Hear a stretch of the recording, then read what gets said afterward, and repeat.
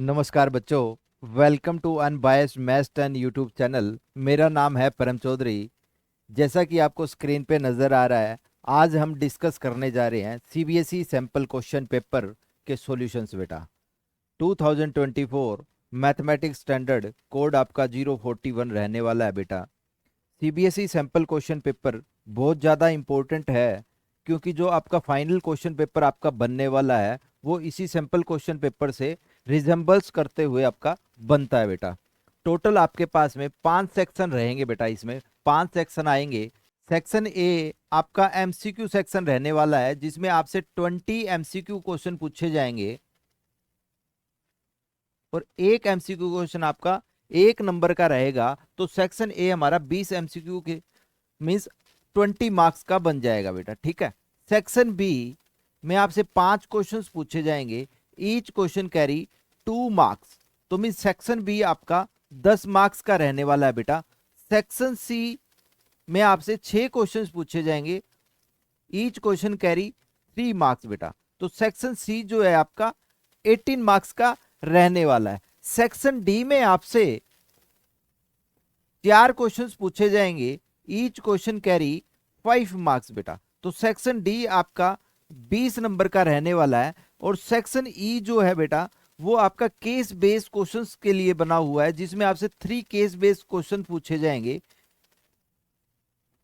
Each question carry 4 marks, मतलब section E आपका 12 marks का रहने वाला है बेटा। तो टोटल आपका जो एग्जाम हुआ वो 80 मार्क्स का।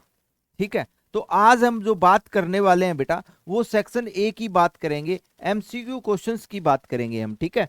जिसमें हम क्वेश्चन नंबर 1 से लेके क्वेश्चन नंबर 20 तक सारे एमसीक्यू क्वेश्चंस डिस्कस करेंगे। Now question number 1, if two positive integers a and b are written as a equal to x cube y square and b equal to xy cube, where xy are prime numbers, then the result obtained by dividing the product of the positive integers by LCM a b is। तो देखो बेटा, question में हमें क्या given है। हमारे पास में 2 positive integers हमें गिवन है, a एंड b। और हमें बोला गया है बेटा जो a की वैल्यू है वो कितनी है, x cube y square. X cube y square. b दिया गया है हमें एक्स वाई क्यूब। और हमें क्या पूछा गया है, हमें पूछा गया है कि product of the positive integers bye LCM. हमें डिवाइड करना है ए और बी के प्रोडक्ट को, डिवाइड करना है बेटा उनके एलसीएम से। ठीक है।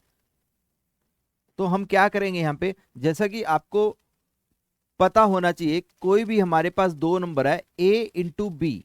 ए इंटू बी 2 नंबर का अगर आप प्रोडक्ट करते हो तो उन 2 नंबर का जो प्रोडक्ट है बेटा वो हमेशा एलसीएम और उनके एचसीएफ के हमेशा इक्वल होता है बेटा। ठीक है। तो आपको जस्ट यहीं पे आपको यही देखना है कि a into B divide by LCM हमसे पूछा गया है।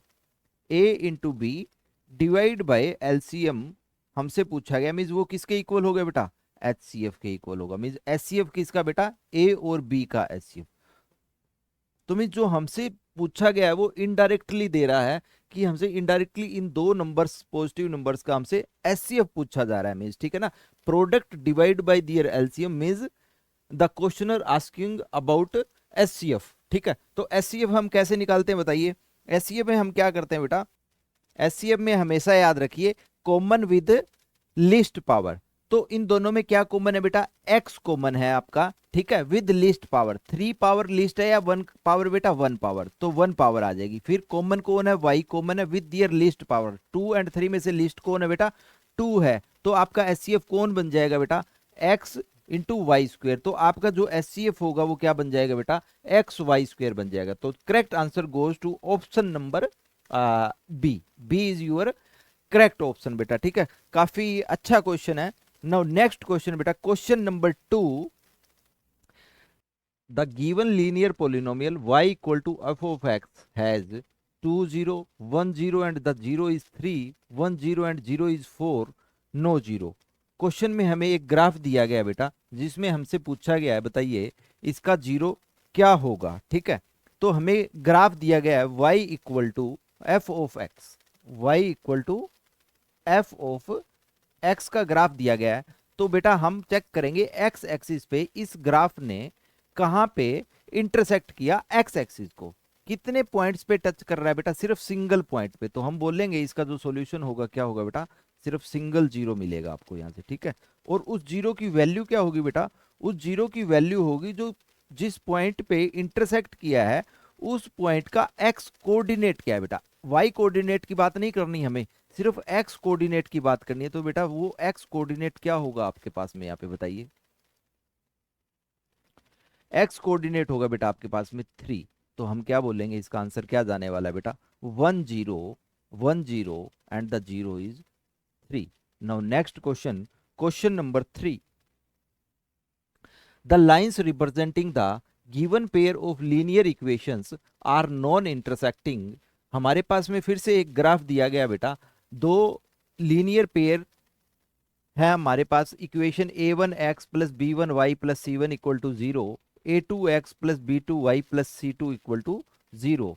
दो नॉन इंटरसेक्टिंग लाइन दी गई है बेटा, which of the following statement is true. इनमें से हमें बतानी है कौन सी condition according to this graph हमारी करेक्ट है बेटा, ट्रू है। तो नॉन इंटरसेक्टिंग की बात हो रही है, तो बेटा पहले तो समझिए नॉन इंटरसेक्टिंग लाइन मींस क्या है। नॉन इंटरसेक्टिंग लाइन का मतलब है बेटा the questioner asking about parallel lines बेटा। ठीक है ना, पैरेलल लाइंस की हमारे पास में बात हो रही है।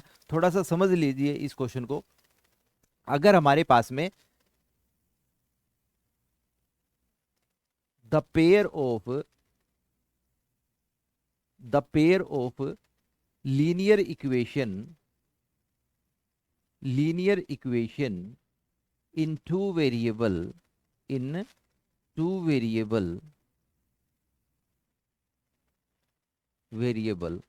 a1x b1y plus c1 equal to 0, a2x plus b2y plus c2 equal to 0 will represent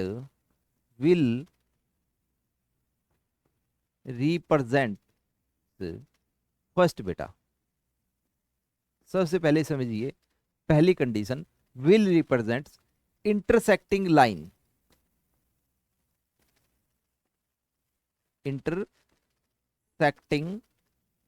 बेटा।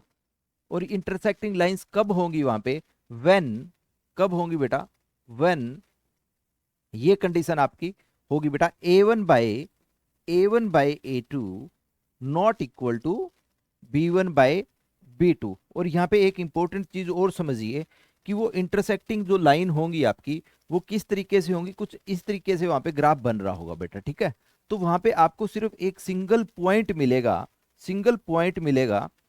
टच करते हुए बेटा, वही उन दोनों लाइनों का क्या होगा बेटा आपके पास में सॉल्यूशन होगा, यूनिक सॉल्यूशन होगा। तो यहाँ पे एक इंपॉर्टेंट चीज, उस पे भी क्वेश्चन आपका कई बार बन जाता है, वो भी आप लिख लीजिए। That is most important, that is इसका जो सॉल्यूशन होगा वो कैसा रहेगा बेटा, कंसिस्टेंट रहेगा सॉल्यूशन। ठीक है ना, consistent with unique solution, unique solution क्यों है बेटा, क्योंकि देखिए दो लाइन इंटरसेक्ट करेंगी तो एक ही आपको वहां पे इंटरसेक्टिंग पॉइंट मिलने वाला है, दैट इज द सॉल्यूशन बेटा, कंसिस्टेंट विद यूनिक सॉल्यूशन। तो इनमें से कभी भी कोई भी क्वेश्चन आपका बन सकता है।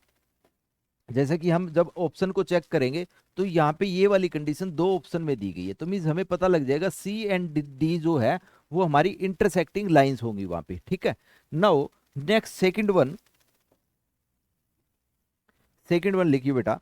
सेकंड वन होगी आपके पास में को इंसिडेंट लाइन।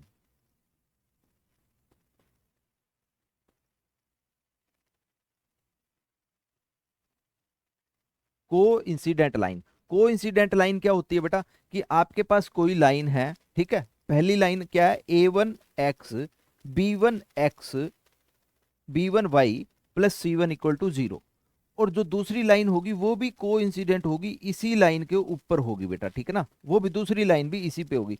तो आप ढंग से देखिए ये दोनों को इंसिडेंट लाइन है, तो मीन्स यहाँ पे कितने सारे पॉइंट इंटरसेक्ट कर रहे हैं एक दूसरे को, दोनों लाइनों के, इन्फिनाइट मैनी पॉइंट्स। तो इसका जो सॉल्यूशन रहने वाला है बेटा वो रहेगा आपके पास में कंसिस्टेंट विद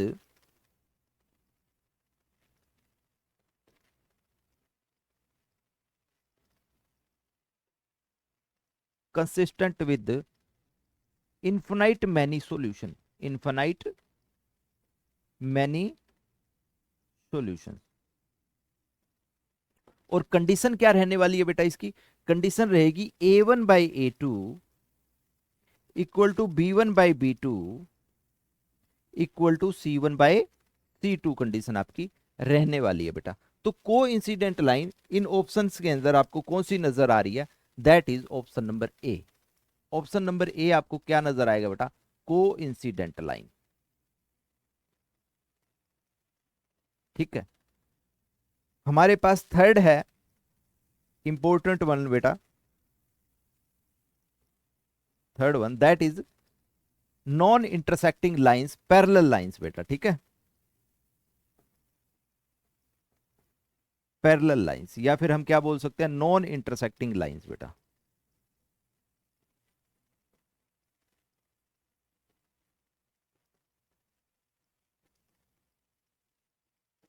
जैसा कि आपको ग्राफ में दिया गया बेटा, तो इसकी कंडीशन क्या होगी लिख लीजिए, a1/a2 equal to b1/b2 but not equal to c1/c2 बेटा, ठीक है। दूसरा देखिए दोनों क्या है आपकी पैरेलल लाइंस है बेटा, ये कभी भी मीट नहीं करेंगी, आपको कभी भी इंटरसेक्टिंग पॉइंट मिलेगा ही नहीं इनका। तो अगर इनका कभी आगे जाके कभी भी ना इस साइड को ना इस साइड को कभी भी आपको इंटरसेक्टिंग पॉइंट नहीं मिलेगा, तो हम बोल सकते हैं इसके पास में कोई सॉल्यूशन भी नहीं होगा इन दोनों इक्वेशंस का, ठीक है। तो हम बोल सकते हैं ये क्या रहेगा, इसका सॉल्यूशन है आपके पास इनकंसिस्टेंट विद नो सॉल्यूशन बेटा, ठीक है। तो हम लिख लेंगे यहाँ पे इनकंसिस्टेंट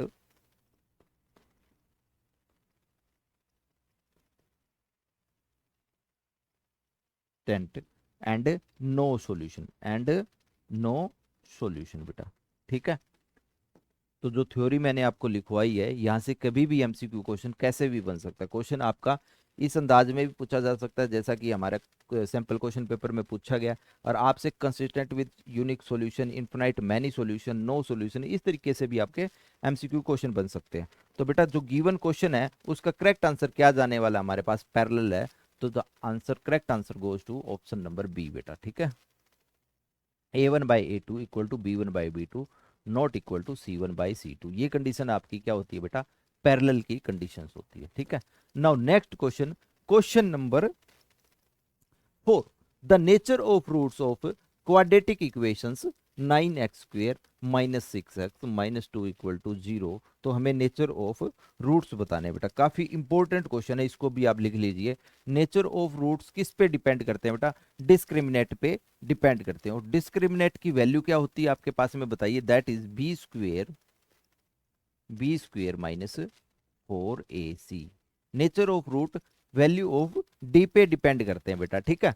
और अगर आपके पास में डी क्या मिल जाए आपको बेटा, पॉजिटिव मिल जाए, डी क्या मिल जाए आपके पास में, पॉजिटिव मिल जाए बेटा, डी क्या हो, पॉजिटिव हो, मीन्स डी की वैल्यू क्या हो बेटा, ग्रेटर देन 0 हो। देखिए जब कभी हम कोई क्वाड्रेटिक इक्वेशन को सोल्व करते हैं, हम ax² प्लस में bx प्लस में c इक्वल टू 0, तो इसके दो रूट्स क्या आने वाले हैं एक्स के, बताओ। एक अल्फा आता है, एक बीटा आता है। अल्फा और बीटा आपके किस फॉर्म में मिलेंगे, एक मिलेगा आपके पास में -b plus √d divide by 2a, और दूसरे वाला क्या मिलेगा बेटा, -b minus √d divide by 2a। तो आपके पास में ये दो रूट मिलते हैं क्वाड्रेटिक इक्वेशन के बेटा, ठीक है।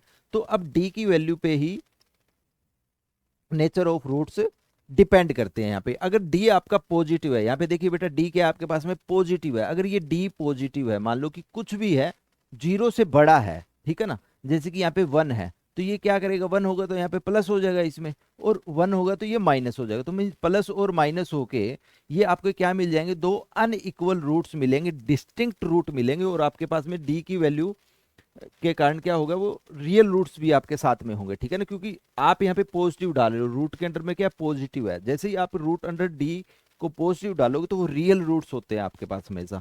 तो हम बोल सकते हैं when D is positive, D greater than zero, you will get two unequal roots, two distinct root with real roots बेटा, ठीक है। तो डी पॉजिटिव होगा तो उसके लिए हम क्या लिखने वाले हैं, हमें क्या मिलने वाला है बेटा, to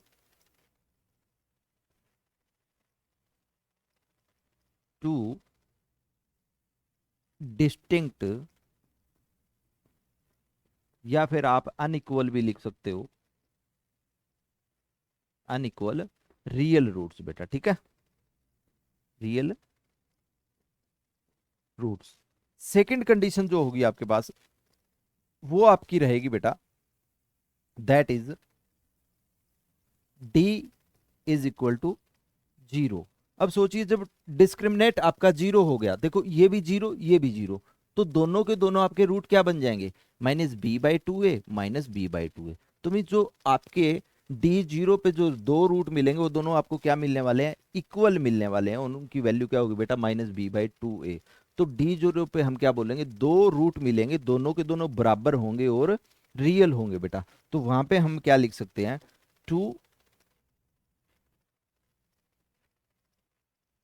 two equal and real roots बेटा, रियल रूट्स। और लास्ट वन है बेटा, दैट इज डी अगर आपके पास में क्या बन जाए, नेगेटिव बन जाए बेटा, ठीक है, डी क्या बन जाए आपके पास में, नेगेटिव बन जाए बेटा, डी क्या आ जाए आपके पास में, लेस देन जीरो आ जाए। अब सोच के देखिए बेटा, डी की वैल्यू आपके पास मान लो -7 नेगेटिव आ चुकी है, तो जैसे ही डी नेगेटिव आएगा बेटा, ये आपका फिर रियल नहीं रहेगा बेटा, ठीक है, ये क्या बन जाएंगे आपके इमेजिनरी रूट्स बन जाएंगे, नो रियल रूट्स बन जाएंगे बेटा, ठीक है ना। तो ये रियल नहीं रहेंगे आपके पास में, ठीक है। तो हम क्या बोलने वाले हैं यहाँ पे, जब डी जीरो होगा तो हम डायरेक्ट लिखेंगे बेटा no real roots, no real roots. Real roots आपको वहां पे नहीं मिलेंगे, वो रूट्स कैसे बन जाएंगे आपके पास, इमेजिनरी बन जाएंगे बेटा आपके, ठीक है। तो दिए गए क्वेश्चन में हम किसकी वैल्यू निकालने वाले हैं बेटा, बी की वैल्यू निकाल डी की वैल्यू निकालेंगे। तो डी की वैल्यू हमारे पास कितनी आएगी, देख लो बेटा, हमारे पास डी आ जाएगा equal to b² -4ac, b², B आपका क्या है -6 -4, a/c, a की वैल्यू 9 है और c है बेटा आपका -2, समझ आ रहा है। सोल्व कर लेंगे इसको, 36 माइनस माइनस प्लस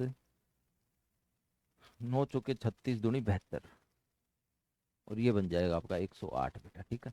और 108 बनते आपके यहाँ बोलोगे ये आपका क्या है बेटा, एक पॉजिटिव है, और जैसे ये पॉजिटिव जाएगा तो अपना क्वेश्चन का आंसर क्या जाने वाला है बेटा, पॉजिटिव के ऊपर two distinct and unreal real roots आपके पास। तो करेक्ट आंसर क्या जाएगा बेटा, two distinct real root is the correct answer बेटा, ठीक है। नाउ नेक्स्ट क्वेश्चन है question number 5। Question number 5, two APs have the same common difference, the first term of one of these is -1 and that of other is -8, the difference between their four term बेटा, हमारे पास में दो AP given है, दोनों AP की first term given है, एक की -1 है एक की -8 है, कॉमन डिफरेंस दोनों का सेम है, जैसे कि डी और डी, या कोई आप वैल्यू भी ले सकते हो, 10 ले ली, 20 ले ली, 30 ले ली, ठीक है। और आपसे पूछा गया बताओ उनकी फोर्थ टर्म के अंदर डिफरेंस कितना होगा। काफी आसान क्वेश्चन है बेटा, देख लीजिए क्या अप्रोच हमारी क्वेश्चन को करने की रहेगी। मान लो आपके पास में दो एपी है, एपी नंबर 1 और एपी नंबर 2 बेटा।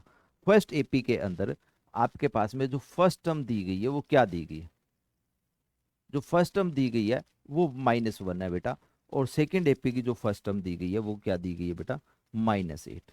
और कॉमन डिफरेंस की जब हम बात करेंगे, जो कॉमन डिफरेंस दिया गया फर्स्ट एपी के अंदर वो क्या है आपके पास में, सेम है बेटा दूसरी एपी के साथ, तो हम स्मॉल डी दोनों को लेट कर लेंगे बेटा, ठीक है। और हमें बोला गया कि फोर टर्म बताइए उन दोनों में, डिफरेंस हमसे पूछा गया बेटा, ठीक है। तो फोर टर्म लिखेंगे हम दोनों की,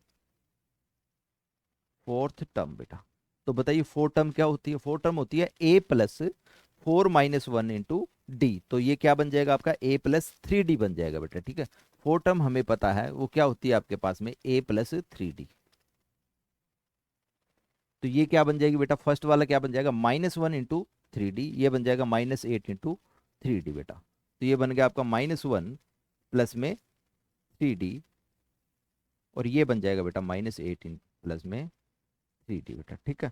और अब हम क्या करेंगे, दोनों में डिफरेंस निकालना है, तो दोनों में क्या कर देंगे, डिफरेंस चेक कर लेंगे बेटा। डिफरेंस करेंगे तो क्या आएगा, ये माइनस है तो ये पॉजिटिव बन जाएगा, और ये माइनस बन जाएगा, ये दोनों आपस में कैंसिल आउट हो जाएंगे। तो +8 - 1, तो करेक्ट आंसर आ जाएगा बेटा 7। 7 क्या आ जाएगा आपके पास में? करेक्ट आंसर आ जाएगा। तो correct answer goes to option number C, 7 बेटा, ठीक है। अब इस क्वेश्चन में आप चेक कीजिए, काफी बच्चे ऐसे भी सोच रहे होंगे कि हम -8 प्लस 3 डी को अगर मैं इसमें से अगर माइनस कर दूं तो क्या बनेगा? मेरा तो आंसर सर -7 आ जाएगा, ठीक है। तो थोड़ा सा सोचिए बेटा, क्वेश्चन में आपसे क्या पूछा गया है? Question questioner asking about the difference not the subtraction. बेटा आपसे डिफरेंस पूछा गया। डिफरेंस क्या होता है? आपकी एक कॉमन सेंस होता है बेटा, ठीक है ना। डिफरेंस क्या होता है? कॉमन सेंस होता है कि जब कभी भी आपको डिफरेंस निकालना हो, वो क्या होता है? आपका बिग माइनस स्मॉल ही होता है। जैसे कि मैं बात करता हूं कि अगर मैं पूछूं कि आपके बड़े ब्रदर की और आपकी उम्र के अंदर डिफरेंस कितना है, ठीक है। मान लो आपके बड़ा ब्रदर जो है वो 30 ईयर्स का है और आपकी उम्र कितनी है, 20 है। तो आप डिफरेंस जैसे ही मैं आपसे पूछूंगा तो आप कितना आंसर दोगे उसका? 30 - 20 करने वाले हो ना बेटा। कितना करोगे? 30 - 20, 10 साल का डिफरेंस बताओगे। आप ऐसे तो नहीं करने वाले ना, 20 - 30 सर -10 आ गया, क्योंकि वहां पे कॉमन सेंस है कि आप बड़े भैया की उम्र को छोटे भैया की उम्र में से इस तरीके से माइनस करोगे, बिग माइनस स्मॉल करने वाले हो, ठीक है ना। तो जब कभी आपसे डिफरेंस पूछा जाए, क्या करोगे आप? बिग माइनस स्मॉल करने वाले हो। अगर आपको यहाँ पे भी प्रॉब्लम आई कि बड़ा नंबर कौन सा है, देखिए बेटा -1 बड़ा है या -8 बड़ा है? -1 बड़ा है, तो -1 ऊपर वाले में से ये वाला माइनस किया तो करेक्ट आंसर है। अदरवाइज आप क्या कर सकते हो, यहाँ पे डी की वैल्यू को ले लो। यहाँ पे डी लिया ना, कॉमन डिफरेंस सेम है, तो आप डी कुछ भी ले सकते हो। मान लो आप 10 ले लो यहाँ पे, ठीक है। डी कितना ले लिया आपने थोड़ी देर के लिए बेटा? 10 ले लिया, और ये भी 10 ले लिया, ठीक है। तो आपके पास फोर टर्म क्या बन जाएगी यहाँ पे? -1 plus 3 D, 30 - 1, that is four term क्या बनने वाली है आपके पास में यहाँ पे बेटा? 29 बन जाएगी, ठीक है। और ये वाली फोर टर्म क्या बनेगी? -8 प्लस 3 डी, तो ये 30 -8 22, ठीक है। तो आपके पास ये टर्म क्या बनेगी? 22 बन जाएगी बेटा। और डिफरेंस आप खुद देखो, 29 - 22 7 ही आने वाला है, नेगेटिव आपका आंसर नहीं जाएगा। +7 will be the correct answer, ठीक है बेटा। Now next question, question number 6, what is the ratio in which the line segment joining 2 - 3 and 5, 6 is divided by x-axis। एक काफी अच्छा क्वेश्चन है बेटा। We will use the section formula. हम section formula हम यूज करने वाले हैं बेटा। सेक्शन फॉर्मूला समझ लो।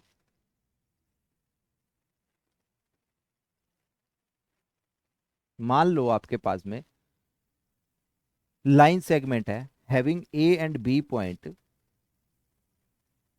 ए पॉइंट है आपका पास में कोई x1 y1, और बी पॉइंट है बेटा आपके पास में x2 y2। लेट से एनी पॉइंट p, लेट से point p divides the line segment AB into m ratio n, into m ratio n, into m ratio n में डिवाइड कर रही है, then the coordinate of point P is given by what। Section formula हमें क्या बोलता है? हमारे पास एक कोई लाइन सेगमेंट है ए बी बेटा, ए and be having coordinate x1 y1 x2 y2 and point P divide the line segment in ratio m ratio n, then the coordinate of point P is given by what।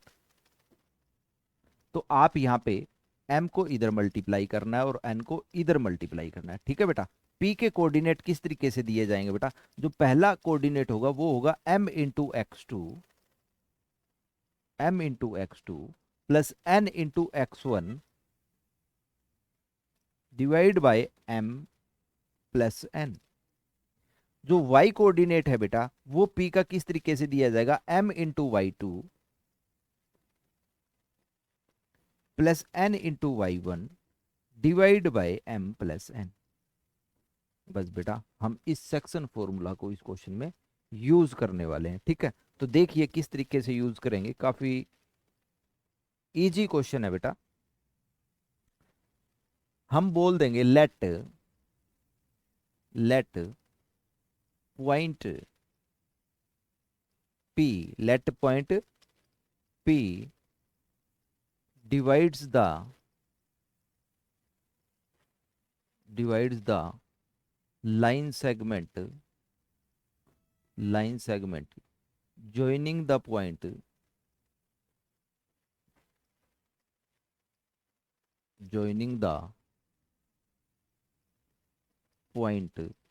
ए क्या मान लिया हमने, 2, -3 बेटा, and B को मान लिया मैंने 5, 6। समझ पा रहे हो क्वेश्चन को, 5, 6 इन, ये बहुत इंपॉर्टेंट पॉइंट है जो अभी आपको समझाने वाला हूं बेटा, इन K/1 हमने मान लिया पॉइंट P जो है वो डिवाइड्स कर रहा होगा line segment joining A and B को K/1 में। तो हमें P के कोऑर्डिनेट हमें निकालने हैं, और हमें ये भी पूछा गया है कि which line segment joining this is divided by x axis. तो हम क्या करेंगे, इस P पॉइंट को किस पे लेट कर लेंगे कि वो जो P पॉइंट है वो कहाँ पे होगा, आपका एक्स एक्सिस पे होगा बेटा। समझ पा रहे हो चीज को, वो कहाँ होगा, एक्स एक्सिस पे होगा। जैसे कि मान लो आपके पास में इस तरीके से, मान लो आपके पास ए है और ये बी पॉइंट है, और एक्स एक्सिस उसको कहीं से कट कर रही होगी बेटा। ठीक है, तो मान लो ये आपकी एक्स एक्सिस है। तो अगर ये आपकी एक्स एक्सिस है तो यहाँ पे जो इंटरसेक्टिंग पॉइंट है that point is P point बेटा। वो पॉइंट क्या होगा आपके पास में, वो आपका पी पॉइंट होगा, intersecting point. And the point P lies on the x axis. तो पी के आपके कोऑर्डिनेट क्या होंगे, पी पॉइंट के कोऑर्डिनेट क्या होंगे, एक्स एक्सिस के ऊपर जो वाई कोऑर्डिनेट होता है वो आपका 0 होता है। तो पी पॉइंट के कोऑर्डिनेट बन जाएंगे बेटा आपके x,0। क्या बन जाएंगे बेटा, x,0। और साथ में जो इसको पी पॉइंट्स ए और बी को किस रेशियो में काट रहा है बेटा, K/1 में काट रहा है, K/1 में काट रहा है। तो यहाँ पे हम अब सेक्शन फॉर्मूला यूज करने वाले हैं बेटा। ठीक है, तो इस डायग्राम को थोड़ा सा हॉरिजॉन्टल हम अब ले चलेंगे। मान लें कि आपके पास में इस तरीके से लाइन है, और आपके पास में ए कोऑर्डिनेट क्या दिया गया आपके पास में, दैट इज 2, -3, और बी कोऑर्डिनेट मान लेंगे बेटा हमारे पास है 5, 6, और जो पी पॉइंट है आपके पास में वो क्या होगा आपके पास में, x,0। यहाँ कहीं हम मान लेंगे पी पॉइंट है आपके पास में बेटा, और इसके कोऑर्डिनेट क्या होंगे बेटा, x,0 होंगे बेटा। ठीक है, and now this P point divides the line segment to K/1। ठीक है बेटा, तो अब ये पी के यूजिंग सेक्शन फॉर्मूला भी हम निकाल सकते हैं इन दोनों के कोऑर्डिनेट। ठीक है, तो यूजिंग सेक्शन फॉर्मूला तो हम कैसे पी के कोऑर्डिनेट बता सकते हैं, बताओ। यूजिंग सेक्शन फॉर्मूला एक्स का कोऑर्डिनेट क्या होगा बेटा, बताइए। एक्स का कोऑर्डिनेट होगा K/5, 5K प्लस में 1 × 2, प्लस में 1 × 2 divide by K+1, divide by K+1। और अब y कोऑर्डिनेट क्या होंगे बेटा पी के, using section formula K/6, K/6 plus 1 × -3, plus 1 × divide by K+1 बेटा। तो ये दो कोऑर्डिनेट पी के मिल जाएंगे यूजिंग सेक्शन फॉर्मूला, और हमें पता है P point lie on the x axis. अगर वो एक्स एक्सिस पे लाई कर रहा है तो P coordinate must be x,0, and using section formula coordinate must be this and this. तो हम क्या काम करेंगे बेटा, हमें किसकी वैल्यू निकालनी है क्वेश्चन के अंदर, रेशियो निकालनी है बेटा। फाइंड द रेशियो इन विच, किस रेशियो में वो डिवाइड करेंगे। ठीक है, तो अब आप यहाँ पे देखिए, हमें पता है कि ये जो दूसरे वाला जो है ये कोऑर्डिनेट क्या होगा, 0 होगा बेटा। With the help of this equation we will find the value of K. तो इस इक्वेशन को आप सोल्व कर लो, ये आपका क्या बन जाएगा, 6K -3 divide by K+1 equal to 0। तो हम बोलेंगे बेटा 6K+3 equal to -3, sorry, equal to 0। तो 6K की वैल्यू आ जाएगी बेटा 3, और K आ जाएगा आपके पास में 3/6, दैट इज 1/2। ठीक है, तो हमें मालूम हो जाएगा बेटा जो K का मान है वो कितना आ गया आपके पास में, 1/2 आ गया। तो हम रेशियो क्या बोल देंगे बेटा, किस रेशियो में काट रहा होगा पी पॉइंट उसको, 1:2 में काट रहा होगा। दिस इज करेक्ट आंसर बेटा, ठीक है। Now option number A is correct answer. A good question बेटा। सेक्शन फॉर्मूला आपका हमेशा सीबीएसई बोर्ड में पूछा जाता है बेटा। Now next question, question number 7। A point xy is at a distance of 5 unit from the origin. How many such point lie in the third quadrant? काफी आसान क्वेश्चन है बेटा। हमारे पास मान लो थर्ड क्वाड्रेंट की बात कर रहा है और हमसे ये पूछा जा रहा है कि थर्ड क्वाड्रेंट के अंदर, थर्ड क्वाड्रेंट कौन सा होता है हमारे पास बताइए, ये वाला रहेगा थर्ड क्वाड्रेंट। ये पूछा गया है कि a point X Y is a distance of 5 unit from origin. Origin से 5 यूनिट का डिस्टेंस है बेटा। तो इतने कितने सारे आपके पास में वहां पे पॉइंट मिल सकते हैं। तो मान लो ये आपका ओरिजिन है, ओरिजिन से आपके पास में मान लो एक पॉइंट ये मिल गया बेटा यहाँ पे, ठीक है। और दूसरा पॉइंट आपके पास में मिल गया यहीं से ही ये वाला। तीसरा पॉइंट मिल गया आपको पास में यहाँ पे। चौथा पॉइंट आपके पास मिल गया बेटा यहाँ पे। इस तरीके से सोच के देखिए आपके वो कितने सारे पॉइंट्स मिल जाएंगे, इन्फिनाइट मैनी पॉइंट। काफी आसान क्वेश्चन है बेटा। तो इस रेंज के अंदर आपके पास ये सारे ऐसे पॉइंट्स हैं 1 2 3 4 5 6 इन्फिनाइट। तो हम क्या बोल सकते हैं बेटा, जो 5 यूनिट के डिस्टेंस पे रहेंगे पॉइंट एक्स वाई, कितने पॉइंट्स आपको मिलने वाले हैं बेटा, इन्फिनाइट मैनी पॉइंट्स बेटा। तो option D is correct answer. काफी आसान क्वेश्चन बेटा। Now next question, question number 8। In triangle ABC DE is parallel to A B. A B की वैल्यू आपको कितनी दी गई है बेटा क्वेश्चन में, ए दिया गया है, B E C, then X is expressed in terms of A B and C. Triangle का क्वेश्चन है बेटा और दो ट्रायंगल को सिमिलर प्रूव करके हम इसका आंसर निकाल सकते हैं, ठीक है। हमारे पास में ए बी दिया गया है बेटा, ए समझ लीजिए क्वेश्चन को। ए बी आपको दिया गया है ए, डी ई की वैल्यू दी गई है आपको X, B E small B है और ई सी स्मॉल सी है बेटा, ठीक है। हमें एक्स की वैल्यू निकालनी है in terms of A B and C. और ये गिवन है कि जो डी ई है that is parallel to A B. D E जो है आपका दोनों आपस में पैरेलल है। तो बेटा अब क्या है कि काफ़ी आसान क्वेश्चन है। यहाँ पे आप दो ट्रायंगल ले लीजिए। एक तो ट्रायंगल ले लीजिए छोटे वाला बेटा, E D E, sorry C D E. Take triangle C D E और दूसरा ट्रायंगल आप ले लीजिए बेटा ट्रायंगल सी ए बी, ठीक है। यहाँ पे क्या है कि दो एंगल सी जो है दोनों में कॉमन है बेटा। Angle C equal to angle C common है, मान लो ये आपका अल्फा है बेटा, ठीक है। Angle C equal to angle C alpha common है, ठीक है। दूसरा हम क्या बोलेंगे कि ये जो आपका एंगल होगा वो एंगल इसके इक्वल होगा। मान लो ये एंगल छोटे वाले ट्रायंगल में अगर बीटा है तो ये भी बीटा मिलेगा। समझ पा रहे हो क्यों? क्योंकि ए बी और डी ई पैरेलल है तो बीटा एंड बीटा इक्वल क्यों होंगे, बिकॉज ऑफ कोरस्पॉन्डिंग एंगल बेटा। तो angle D equal to angle A की हम बात करेंगे तो छोटे वाले ट्रायंगल की अगर हम बात करेंगे तो वो एंगल क्या होगा आपका C D E. Angle C D E equal to angle C A B. दोनों एंगल इक्वल है जैसे कि बीटा मान लिया। तो बाय ए क्राइटेरिया हम बोल सकते हैं कि जो आपके छोटे वाला ट्रायंगल है सी डी ई वो क्या होगा बेटा, सिमिलर होगा ट्रायंगल सी ए बी के, बड़े वाले ट्रायंगल के सिमिलर होगा बेटा, ठीक है। अब आपको एक मैं ट्रिक समझा रहा हूं कि इन चीज़ों को लिखना कैसे, ठीक है। आप जस्ट ऐसे लिख लीजिए जब कभी इस तरीके के क्वेश्चन आए, छोटा ट्रायंगल डिवाइड बाय बड़ा ट्रायंगल या बड़ा ट्रायंगल डिवाइड बाय छोटा ट्रायंगल। तो मैं क्या लिख रहा हूँ, छोटा ट्रायंगल लिख रहा हूँ बेटा, छोटे वाला ट्रायंगल डिवाइड बाय बड़ा ट्रायंगल, ठीक है।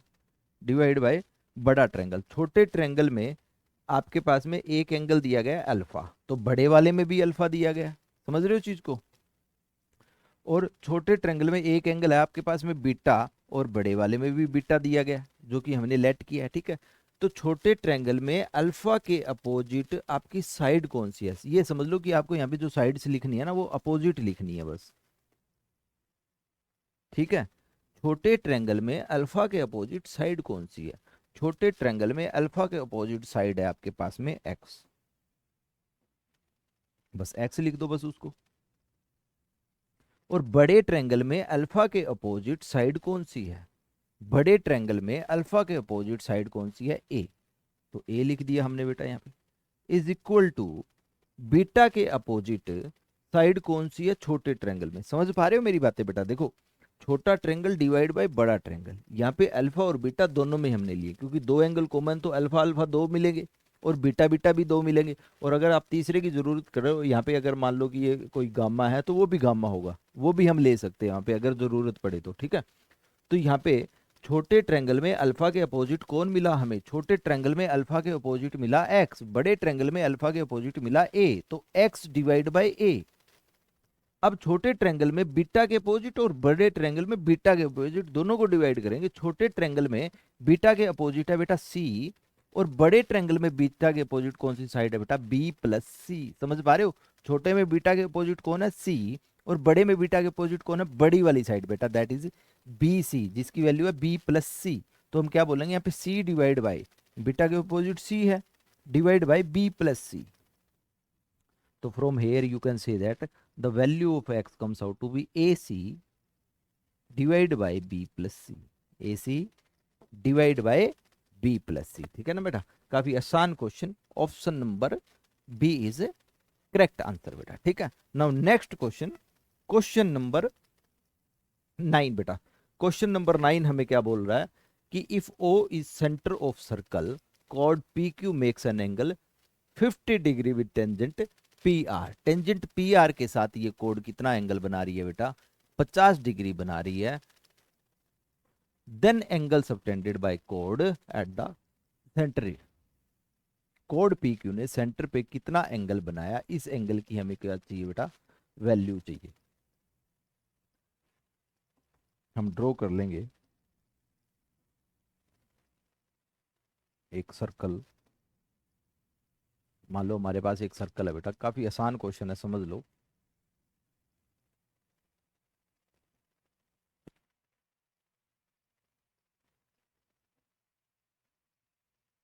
And you have P R, और ये सेंटर के साथ जो है ना, और ये कोई आपके साथ इस तरीके से मान लो आपको क्वेश्चन गिवन है बेटा, ठीक है। अब देखिए हमें क्या बोला गया और क्या सामने वाला हमसे पूछ रहा है बेटा, ठीक है। ये पी पॉइंट हमने लेट कर लिया and this is R. P R ने पी क्यू के साथ में कितना एंगल बनाया बेटा, 50 डिग्री, 50 डिग्री, और हमें सेंटर दिया गया है O, and we have to find out the value of P O Q कितना होगा। काफी आसान क्वेश्चन है बेटा। सबसे पहले तो देखिए इस क्वेश्चन के अंदर जो आपके पास में ओपी है वो परपेंडिकुलर होगा पी आर के, क्यों होगा, क्योंकि हमें पता है बेटा कि जो रेडियस है वो क्या होता है, परपेंडिकुलर होता है टेंजेंट के एट पॉइंट ऑफ कांटेक्ट। बोल सकते हो कि जो ये ओपी है पी आर के परपेंडिकुलर होगा, और ये 50 डिग्री दिया गया है, तो बेटा बचा हुआ एंगल आपका कितना होगा, 40 डिग्री। समझ पा रहे हो चीज को, इस एंगल की वैल्यू कितनी मिलेगी आपको बताइए। अगर ये कंप्लीट 90 है, इतना 50 है, तो इतना कितना होगा, 90 माइनस 50 दैट इज 40, वो कितना होगा बेटा, 40 डिग्री का एंगल। अब मेरी बात को समझिए, जो ये ट्रेंगल बन रहा है यहाँ पे पी ओ क्यू, ये कौन सा ट्रेंगल है, किस टाइप का ट्रेंगल है, ये है बेटा आइसोसीलस ट्रेंगल। वाई, क्योंकि बेटा अगर आपका ओपी जो है, ये वाली जो ओपी की साइड है, ये किसके इक्वल होगी बेटा, ओ क्यू के इक्वल होगी। क्यों, क्योंकि बिकॉज बोथ आर रेडियस, दोनों के दोनों रेडियस है बेटा। Now this triangle is a type of isosceles triangle, और आइसोसीलस ट्रेंगल के अंदर दो एंगल बराबर होते हैं, दो दो जो साइड आपकी बराबर है उनके अपोजिट एंगल। तो इस साइड के अपोजिट 40 है, तो इस साइड के अपोजिट भी आपको क्या मिलेगा बेटा, यहाँ पे भी 40 डिग्री मिलने वाला है। Now the value of O is how much, काफी आसान है बेटा। इस ट्रेंगल का सम कितना होता है, एंगल सम प्रॉपर्टी लगा देंगे, 180 डिग्री होता है। 40 प्लस 40 कितना हो गया, 80, तो यही हो गया। तो ओ कितना मिलेगा आपको, 100 डिग्री मिलेगा बेटा। ओ कितना मिलेगा आपके पास में, 100 डिग्री मिलने वाला है बेटा। तो आंसर चला जाएगा बेटा option number B is correct option, 100 degree आ जाएगा। काफी आसान क्वेश्चन बेटा। Now next question, question number 10। A quadrilateral PQRS is drawn to circumscribe a circle if PQ 12 15 14 then find the length of SP। हमारे पास क्या है कि बेटा एक स्क्वेयर गिवन है, हमारे पास एक स्क्वेयर गिवन है, ये देखो ये एक स्क्वेयर गिवन है और इस स्क्वेयर के अंदर एक सर्कल है बेटा।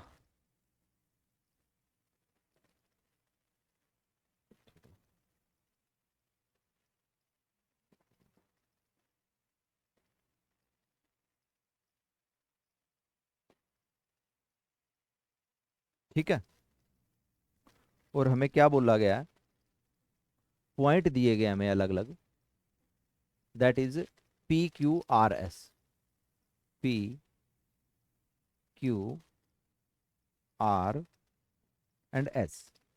और हमें पूछा गया है कि वैल्यू ऑफ SP की वैल्यू बतानी है। और हमें क्या दिया गया बेटा, ये 12 दिया गया है यहाँ पे, ये वाला जो डिस्टेंस दिया गया है ये आपके पास यहाँ पे कितना है, 12 दिया गया है, और वो दिया गया है 15 इस साइड में, 15, और इस साइड में आपको आंसर दिया गया है 12, सॉरी 14।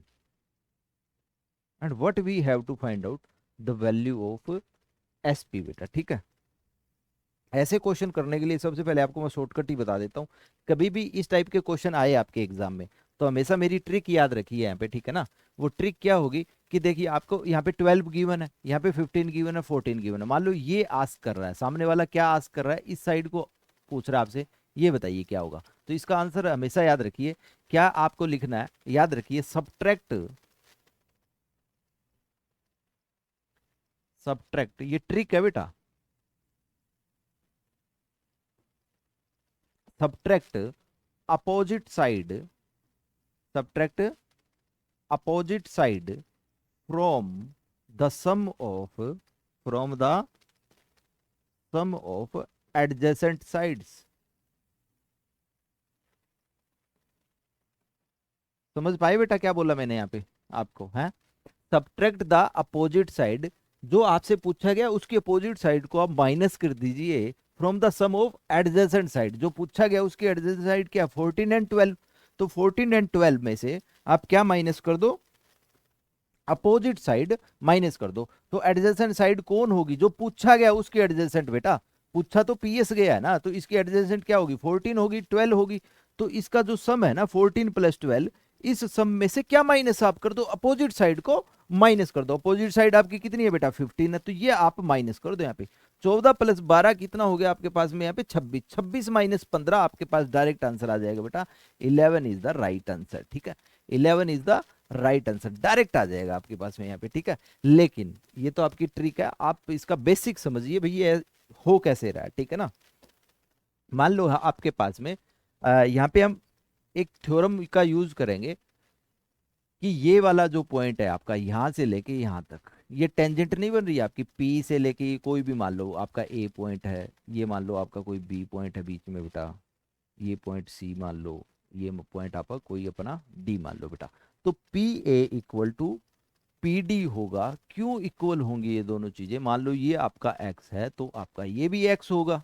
क्यों, क्योंकि tangent drawn from external point two the circle must be equal.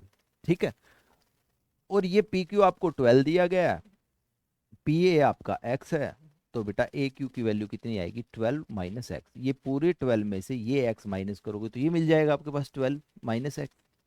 अगर आपके पास AQ 12 - X है तो QB भी 12 - X होगा, क्योंकि ये टेंजेंट है बेटा, इक्वल मिलेंगे दोनों को दोनों।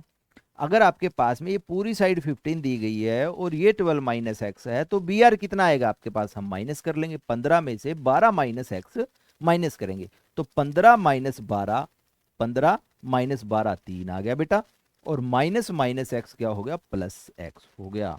तो ये बन गया बेटा X + 3। BR की वैल्यू X + 3 है आपके पास, तो CR की भी वैल्यू कितनी होगी बेटा, X + 3 होगी। और अब आपका सी आर एक्स प्लस 3 है, तो अगर हम इसको 14 में से माइनस कर देंगे, we will just left with C S. C S कैसे निकालेंगे, 14 में से ये माइनस कर देंगे। अब 14 में से 3 माइनस करोगे तो कितना आएगा, 11 आएगा, और माइनस एक्स करोगे तो माइनस एक्स हो जाएगा। तो ये कितना आ जाएगा आपके पास, 11 माइनस एक्स। अगर सी एस आपका 11 माइनस एक्स है, तो एस डी भी आपका क्या होगा बेटा, 11 माइनस एक्स होगा। और हमें पूछा गया है find the value of P S. P S की वैल्यू को ऐड करने के लिए हम क्या करेंगे बेटा, जो P D plus D S है, दोनों की वैल्यू को हम ऐड कर देंगे। क्या कर देंगे यहाँ पे, पी डी प्लस में डी एस को ऐड कर देंगे। क्यों, क्योंकि हमें क्या चाहिए बेटा, पी एस चाहिए। तो एक एक्स है और दूसरा कितना है, 11 माइनस एक्स है। X cancel out with x, you will just left with answer 11। तो आपका करेक्ट आंसर क्या आएगा बेटा, 11 आने वाला है, ठीक है ना। मेरी ट्रिक हमेशा याद रखिए, जिस तरीके से आपको मैंने यहाँ पे समझाया है, ठीक है ना। मान लो आपके पास में इस तरीके से दे दिया जाए कि यहाँ पे एक सर्कल है, ठीक है।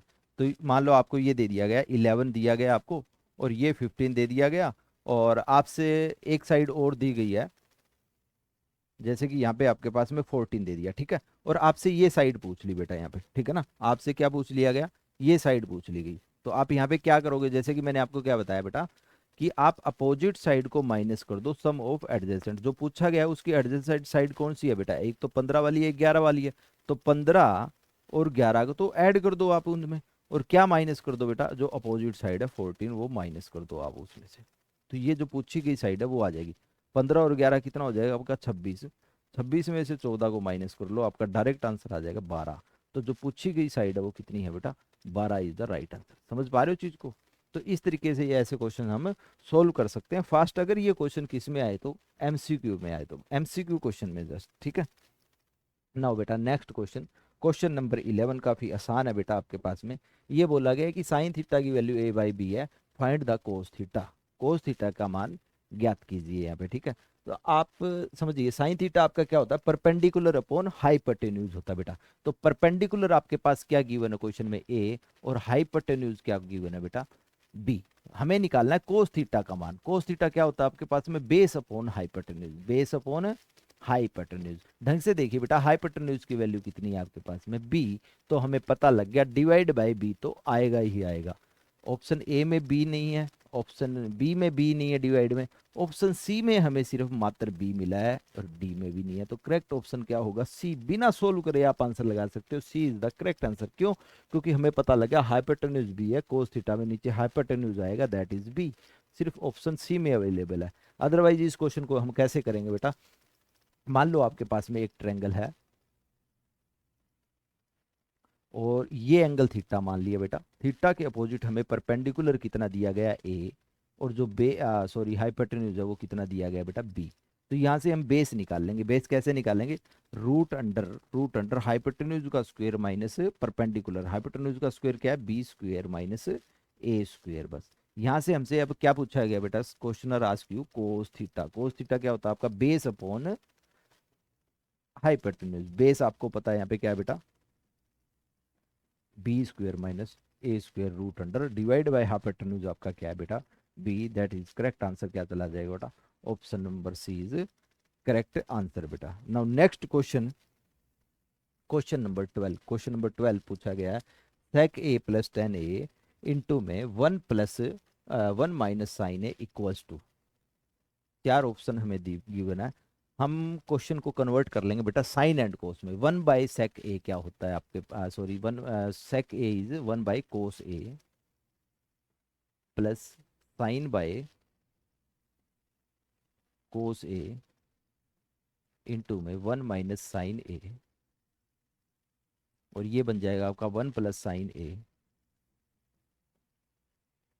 डिवाइड बाय कोस a, और ये हो जाएगा बेटा 1 - sin a।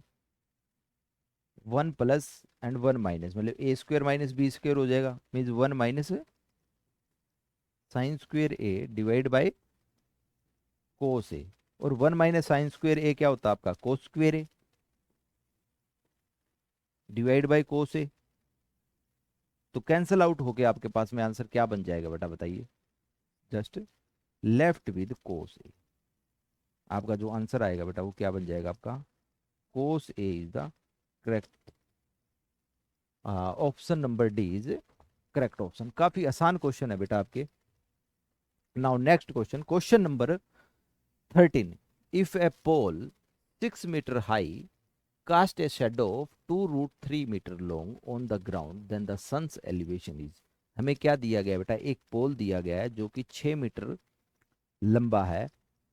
सन का एलिवेशन हमें निकालना है कि अगर वो जो पोल है वो शेडो कितनी बनाए आपकी,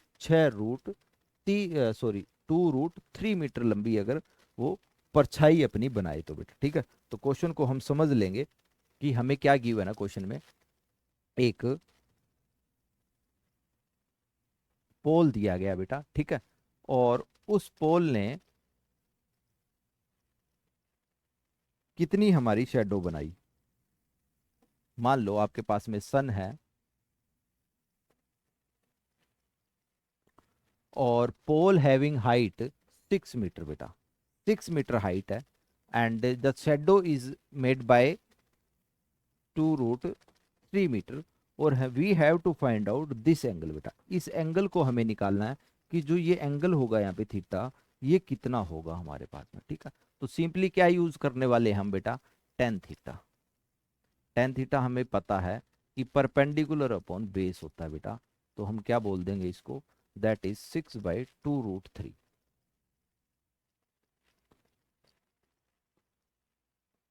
6/2 रूट 3 रेशनलाइज कर देंगे यहीं पे ही बेटा चीज को, √3/√3 आपको मिलेगा।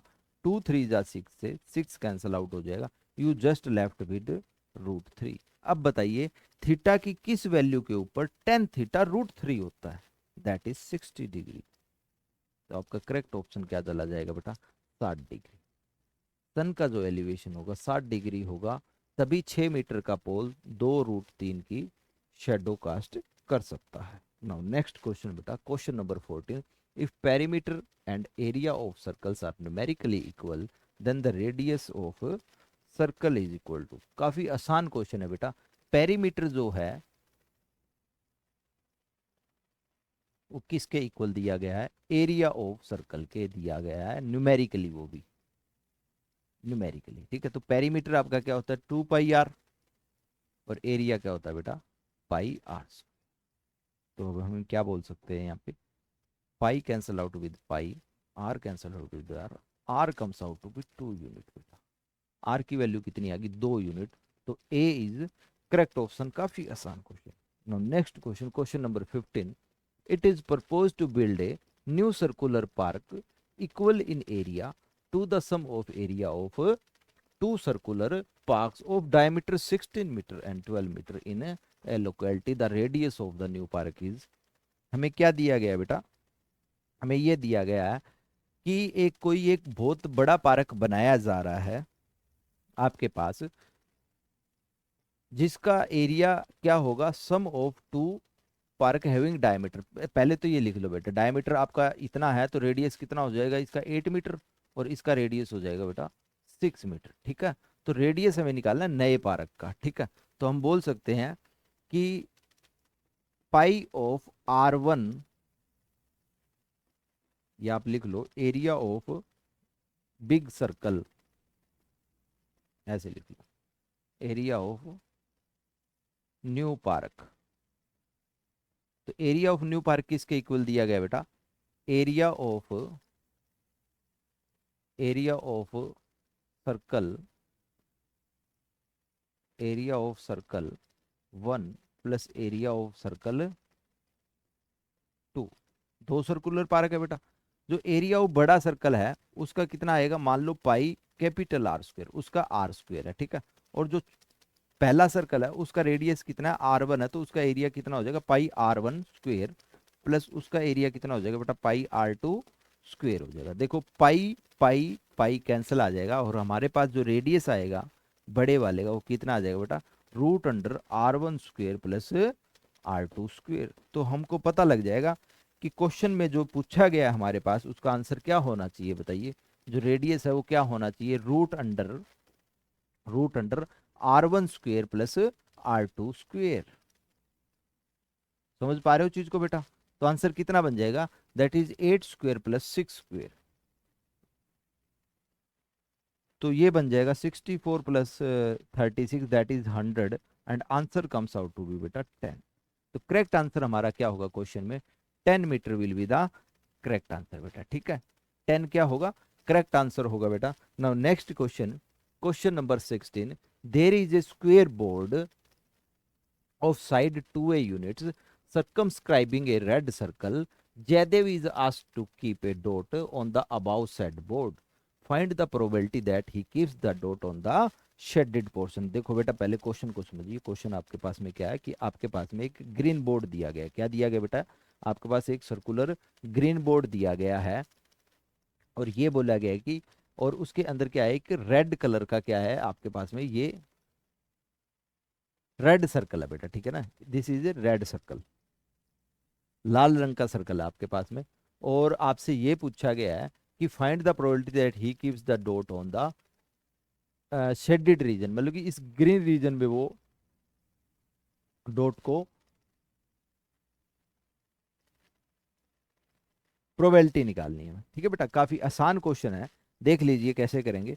हम एरिया निकाल लेंगे सबसे पहले, एरिया ऑफ ग्रीन पोर्शन। ठीक है, या फिर हम निकालेंगे बेटा एरिया ऑफ स्क्वेयर बोर्ड का एरिया निकाल लो सबसे पहले। ठीक है, स्क्वेयर बोर्ड का एरिया कितना आएगा? साइड हमारे पास में इसकी बेटा 2a साइड है। ठीक है, तो क्या लिखेंगे? साइड का स्क्वेयर। तो जो आंसर आएगा वो कितना बन जाएगा आपके पास बेटा? 4a स्क्वेयर आ जाएगा। तो पहली चीज हमने लिख ली यहाँ पे। अब दूसरा हम क्या लिखेंगे? एरिया ऑफ शेडेड पोर्शन बेटा। ठीक है, area of shaded portion,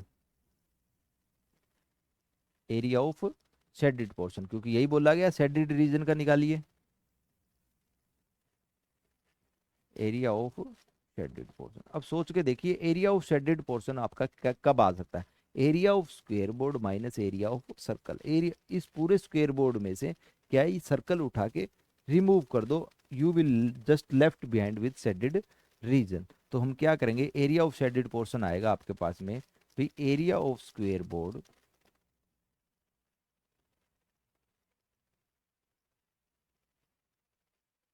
minus area of circle. क्या करेंगे बेटा? सर्कल का एरिया माइनस कर देंगे, और सर्कल का रेडियस क्या होगा? Just with radius is a unit. तो काफ़ी आसान है बेटा। स्क्वेयर बोर्ड का एरिया अभी अभी आया हमारे पास में 4a स्क्वेयर माइनस इसका एरिया कितना आ जाएगा? Pi A square.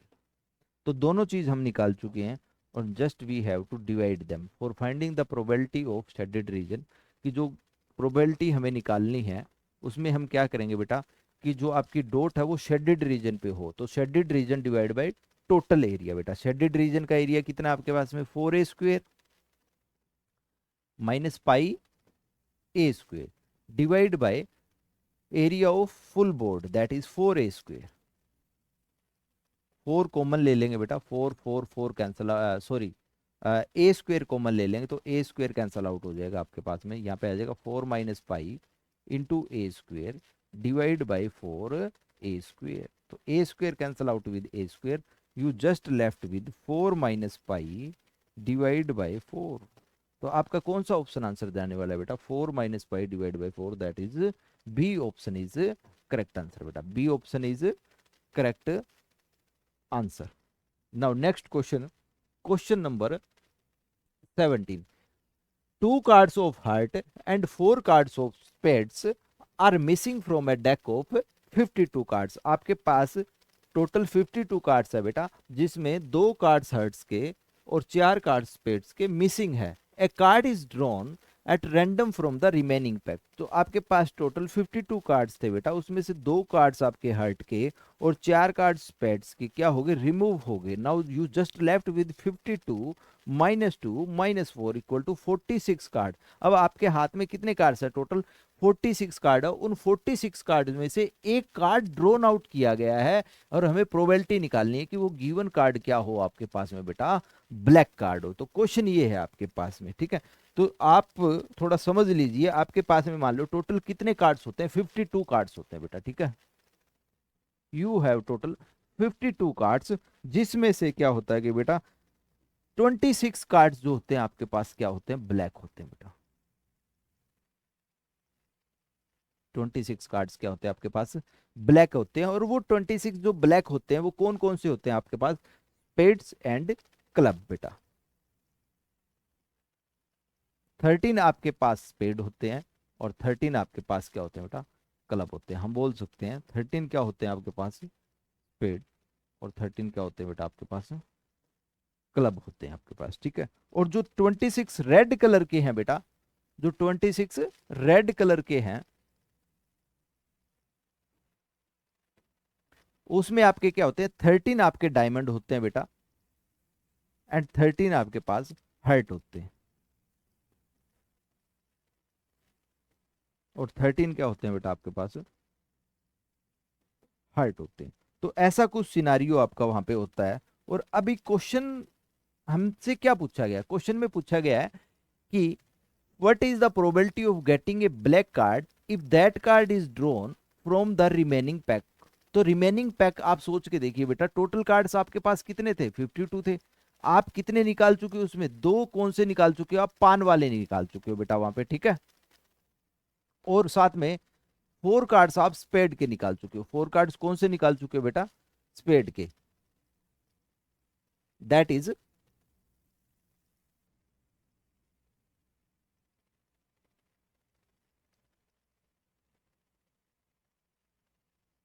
तो आपके पास कितने कार्ड्स बच गए, you just left with 52 minus 2 minus 4, that is 46 card. तो इन 46 कार्ड्स में से आपको क्या करना है बेटा, just you have to drawn out a single card.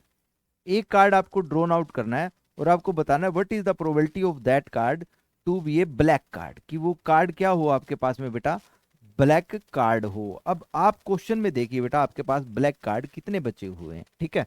अब आप देखिए, चार तो आपके पास ब्लैक से, चार स्पेड मिसिंग हुए हैं, तो ब्लैक कितने मिसिंग हुए आपके पास में, 4 मिसिंग हुए, मींस ब्लैक तो आपके पास 22 बच गए ना बेटा। दो कार्ड आपके हर्ट निकले थे, दो कार्ड आपके हर्ट निकले थे, वो इसके ऊपर कोई फर्क नहीं डालने वाले, क्योंकि क्वेश्चनर हमसे गेटिंग ए ब्लैक कार्ड की प्रोबेबिलिटी पूछ रहा है। तो हमारे पास टोटल डेक में इस 46 में कितने ब्लैक कार्ड्स होंगे बेटा, 26 माइनस 4 22। तो जो ब्लैक कार्ड्स होंगे वहां पे कितने होंगे बेटा, 22 होंगे। तो जो हमारी रिक्वायर्ड प्रोबेबिलिटी बनने वाली है वो क्या बनने वाली है बताइए, रिक्वायर्ड प्रोबेबिलिटी, जो रिक्वायर्ड प्रोबेबिलिटी है वो बन जाएगी बेटा 22 divide by 46। 22 divide by 46, that is 11 by 23, that is 11 by 23 is correct answer. देखिए 11/23, अच्छा 22 बाय 46 इज करेक्ट आंसर बेटा, ठीक है। Now next question, question number 18, the upper limit of modal class of given distribution. Height दी गई है बेटा centimetre में, बिलो 140, बिलो 145 से लेके, एंड नंबर ऑफ गर्ल्स आपको वहां पे क्वेश्चन में गिवन है। अब देखिए बेटा क्वेश्चन को हम कैसे करेंगे, हम सबसे पहले इसको एक स्टैंडर्ड टेबल में कन्वर्ट कर लेंगे। 45, 5 5 का डिफरेंस से चल रहा है। मान लो आपके पास हाइट निकालनी है, तो अब मान लो कि हम इसको लिख लेंगे जैसे कि 135 टू 140, ठीक है। एक स्टैंडर्ड टेबल बना लेंगे बेटा, आप अलग से बना लेते हैं, चलो कोई बात नहीं। यहाँ लिख लेते हैं हम 140, 135 टू 40, मान लो 140, ठीक है। उसके बाद 140 टू 145, फिर हम बनाएंगे बेटा 145 टू 150, फिर बनाएंगे बेटा 150 टू 155, फिर बनाएंगे 155 टू 160, फिर बनाएंगे बेटा 160 टू 165, ठीक है। तो इस तरीके से हम एक टेबल बना लेंगे। और अब समझिए बेटा, इस टेबल के अंदर हमें क्या लिखना है, फ्रीक्वेंसी लिखनी है बेटा, ठीक है। अच्छा, मॉडल क्लास कौन सी होती है, मॉडल क्लास वो क्लास होती है बेटा जिस क्लास की सबसे ज्यादा फ्रीक्वेंसी हो। फ्रीक्वेंसी मीन्स इस क्वेश्चन में नंबर ऑफ गर्ल्स से होती है बेटा। फ्रीक्वेंसी कौन है इस क्वेश्चन में? Number of girls. जिस क्लास के अंदर सबसे ज्यादा नंबर ऑफ गर्ल्स होंगी वही हमारी मॉडल क्लास बन जाएगी। और उस मॉडल क्लास की lower limit and upper limit हमें मॉडल क्लास देख के पता लग जाएंगी। ठीक है, तो यहाँ पे हम फ्रीक्वेंसी लिखेंगे नंबर ऑफ गर्ल्स। ठीक है, नंबर ऑफ गर्ल्स जो क्या बन जाएगी क्वेश्चन के लिए बेटा? फ्रीक्वेंसी बन जाएगी। यही फ्रीक्वेंसी आपको क्या बताएगी यहाँ पे कि मॉडल क्लास कौन सी है। ठीक है, अब आप समझ लीजिए, इसको आप बिलो 140 भी लिख सकते हैं, जरूरी नहीं 135 लिखें। देखिए यहाँ पे बिलो 140 कितनी है? 4। 140 टू 150 कितनी है? देखिए 140 से नीचे 4 है, 145 से नीचे 11 है। मतलब कि 140 से नीचे 4 है और 145 से नीचे, 145 से नीचे का मतलब 145 से नीचे फिर इंक्लूडेड बिलो 140 भी। तो हम क्या कर देंगे बेटा? 11 माइनस 4 कर देंगे, तो 11 माइनस 4 करेंगे तो ये कितना आ जाएगा पास? 7 आ जाएगा बेटा। ठीक है, और यहाँ पे 145 टू 150 करेंगे तो ये क्या हो जाएगा? दोनों को सब्ट्रैक्ट कर लेंगे। 29 माइनस 11, 9 माइनस 1 8, 2 माइनस 1 1, 18 आ जाएगा बेटा। ठीक है, 150 से 155 निकालने के लिए हम क्या करेंगे? 40 माइनस 29, दैट इज बेटा कितना बन जाएगा? वो आपके पास में 11 बन जाएगा। ठीक है, और 150 से 160 निकालने के लिए 46 माइनस 40 जो कि कितना बन जाएगा? आपका 6 बन जाएगा। और यहाँ पे 51 माइनस 46 कितना बन जाएगा बेटा? 5 बन जाएगा। ठीक है, अब देखिए यहाँ पे बिलो 165 कितनी है? टोटल 51 है। तो अगर हमारी ये टेबल सही है तो इन सब का सम कितना आएगा बेटा? 51 आएगा। एक बार चेक कर लीजिए टोटल आपका सम बन कितना रहा है बेटा क्वेश्चन के अंदर। ठीक है, क्वेश्चन में 7 4 11, 11 11 22, 22 और 18 40, 40 और 6 46 और 5 51। देखो जो टोटल नंबर ऑफ गर्ल्स बन रही हैं वो कितनी बन रही है आपके पास बेटा? 51 ही बन रही है। जो टोटल आपके पास कितना बन रहा है? 51 बन रहा है जितना हमें दिया गया है। मीन्स हमारी जो ये टेबल है बिल्कुल सही है बेटा। मॉडल क्लास क्या बोलता है? Having highest frequency. जिस क्लास की फ्रीक्वेंसी हाईएस्ट है वो आपकी क्या बन जाएगी? मॉडल क्लास बन जाएगी। 4 7 18 11 6 5 में से कौन है सबसे ज्यादा हाईएस्ट फ्रीक्वेंसी वाली वैल्यू बेटा? हाई फ्रीक्वेंसी वाली, ये है हाई फ्रीक्वेंसी। तो हम क्या बोलेंगे बेटा? ये 145 टू 50 आपकी क्या बन जाएगी बेटा? मॉडल क्लास बन। समझ गए? तो इसकी लोअर लिमिट कौन है बेटा? 145।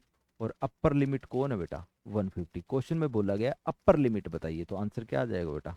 150 इज द करेक्ट आंसर। 150 क्या बन जाएगा आपके पास में?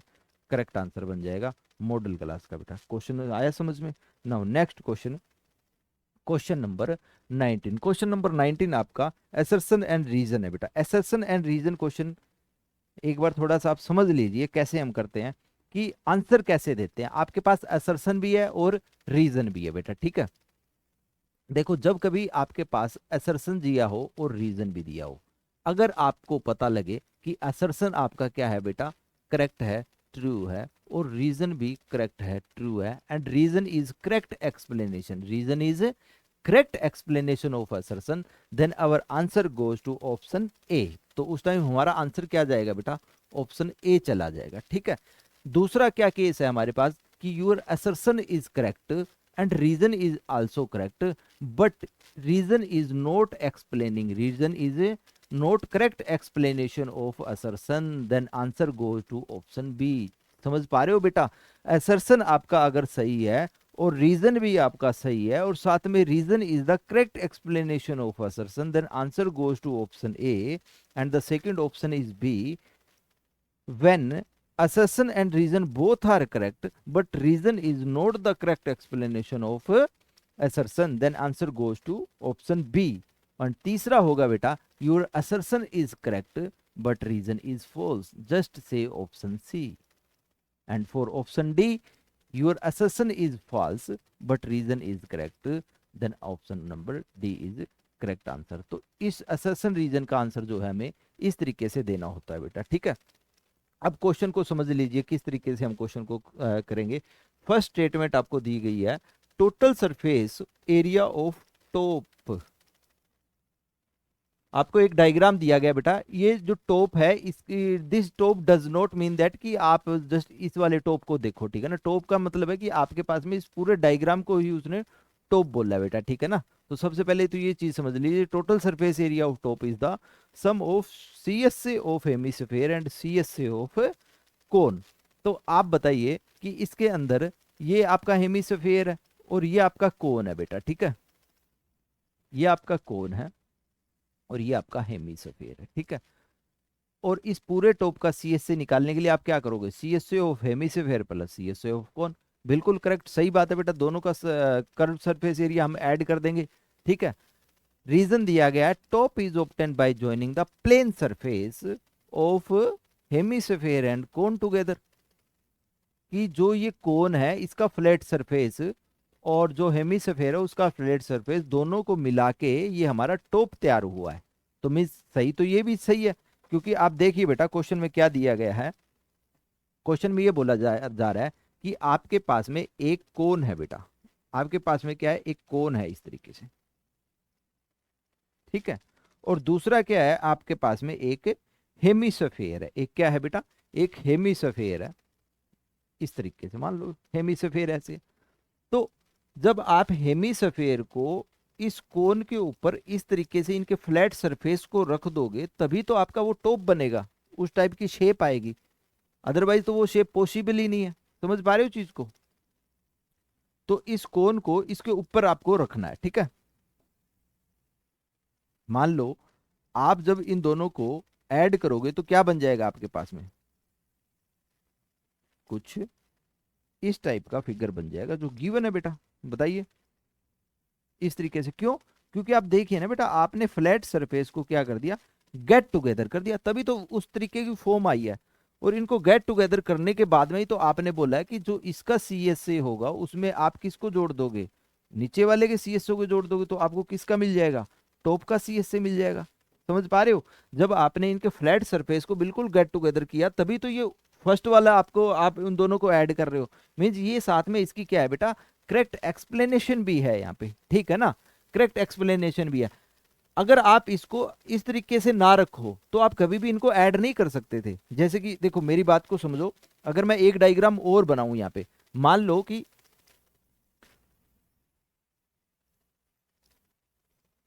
कि सामने वाला आपसे ये बोलता इस तरीके से कौन है, ठीक है। इस कोन पे आप हेमिस्फीयर को ऐसे रख दो, फ्लैट सरफेस दोनों के ना गेट टुगेदर मत करो, आप ऐसे रख दो। अगर बेटा आप ऐसे रख दोगे इसके कोन के ऊपर, तो क्या आप इस पे यहाँ पे अब जो आपका टॉप बना है, क्या वहां पे आप बोल सकते हो CSA प्लस में CSA ऑफ हेमिस्फीयर प्लस में CSA ऑफ कोन, बोल सकते हो ऐसा, बताओ। नहीं बोल सकते ऐसा। समझ पा रहे हो ना इस चीज को, क्योंकि अगर आप फ्लैट सरफेस को इस तरीके से ना रखोगे तो आप ऐसे नहीं बोल सकते। जब फ्लैट सरफेस को गेट टुगेदर कर दोगे तो आप बोल सकते हो CSA of cone plus CSA of hemisphere equal to CSA of top, तभी बोल रहे हो। क्यों, क्योंकि it is the correct explanation बेटा। तो क्वेश्चन आया समझ में आपको, तो इसका करेक्ट आंसर क्या जाने वाला है बेटा, option number A. Option number A is the correct answer beta. Assertion and reason both are true, and along with reason is also the correct explanation of assertion. Now next question, question number 20 बेटा। आपको assertion दिया गया है एक -5 0 5/2 is an arithmetic progression. सबसे पहले हमें assertion दिया गया, तो assertion चेक कर लेंगे बेटा। assertion आपको क्या दिया गया है, -5 कोमा -5/2 0 एंड 5/2, और ये क्या आपकी AP है। तो हम चेक कर लेंगे अगर AP है या नहीं है, कॉमन डिफरेंस चेक कर लेंगे बेटा, यहां से चेक कर लो। 5/2 -0, तो कॉमन डिफरेंस आपका कितना आया बेटा, 5/d आया। तो 0 माइनस -5/2, यहाँ पे भी d कितना आ रहा है आपके पास, बताइए, 5/2 आ रहा है बेटा, 2, ये 2 आएगा यहाँ पे। और यहाँ पे कॉमन डिफरेंस कितना आ रहा है, -5/2 माइनस -5, दैट इज -5/2 +5, 5 में से 5/2 माइनस करोगे तो यहाँ पे भी आपको क्या मिलेगा बेटा, 5/2 ही मिलने वाला है। तो हम बोल सकते हैं भाई दी गई जो असर्शन है वो करेक्ट जरूर है आपकी, वो ट्रू जरूर है कि ये गिवन जो सीरीज दी गई वो क्या है, एपी है बेटा। नाउ अब हम बात करेंगे रीजन की। The terms of arithmetic progression can not have both positive and negative rational number. ये बोला गया है कि अगर कोई अर्थमेटिक प्रोग्रेशन है तो उसके अंदर जो टर्म्स होती हैं वो क्या नहीं हो सकती, दोनों positive and negative rational number नहीं हो सकती। तो बेटा ये जो आपकी रीजन है ये तो आपका बिल्कुल पढ़ते ही पता लग रहा है कि इट इज फॉल्स। ये क्या है बेटा, आपका फॉल्स है। और फॉल्स क्यों है आप बता सकते हो मुझे? क्योंकि बेटा आप एक सीरीज बना रहे हो, आप मान लो 1 से स्टार्ट कर रहे हो, 1 के बाद 2 3 4 5 6 7 8 वो आगे जा रही है, तो बेटा वो सीरीज पीछे भी तो जा सकती है ना आपकी। 0 -1 -2 -3 -4 मतलब वहाँ पे आपके पॉजिटिव नेगेटिव जीरो सब कुछ आ सकता है वहाँ पे, ठीक है ना।